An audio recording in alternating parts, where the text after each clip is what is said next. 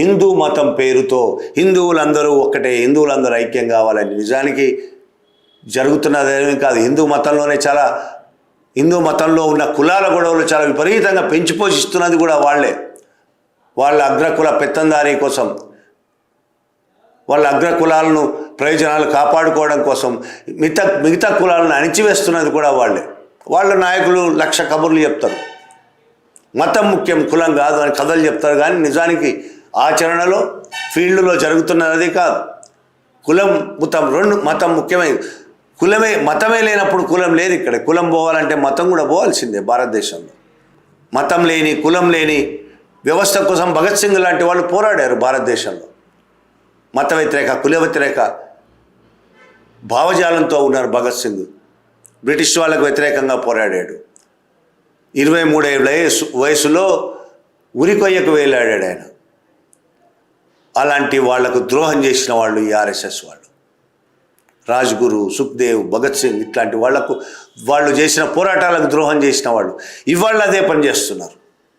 ప్రజల కోసం పనిచేస్తున్న వాళ్ళను చిత్రహింసలు పెట్టడం, డొనాల్డ్ ట్రంప్ కోసం సాగిలపడుతున్నారు. వాళ్ళ బాంచన్ దొరాన్ కాళ్ళు మొక్తా అని మాట్లాడుతున్నారు.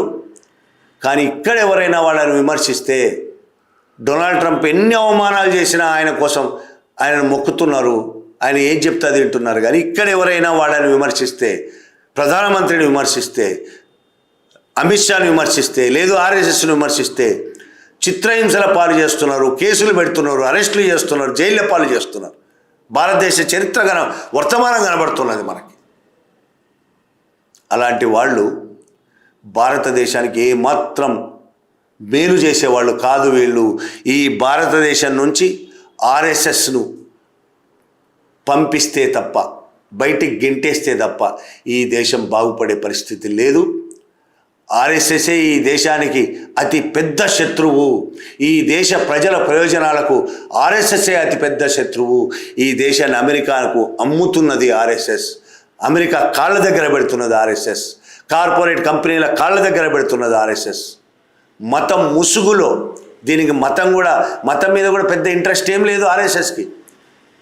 సావర్కర్ కూడా దేవుణ్ణి నమ్మినవాడు కూడా కాదు ఆయన. వీళ్ళకు మతం మీద ఇంట్రెస్ట్ కాదు, మతం పేరుతో రాజకీయాలు చేయడమే వాళ్ళ లక్ష్యం. కార్పొరేట్ కంపెనీలకు, సామ్రాజ్యవాదులకు దోచిపెట్టడమే వాళ్ళ లక్ష్యం. అలాంటి ఆర్ఎస్ఎస్ రామ్ మాధవ్ ఇవాళ మాట్లాడిన మాటలు మరింత రుజువు చేస్తున్నాయి వాళ్ళు సామ్రాజ్యవాద దేశాలకు ఎంత తొత్తులో అనేది.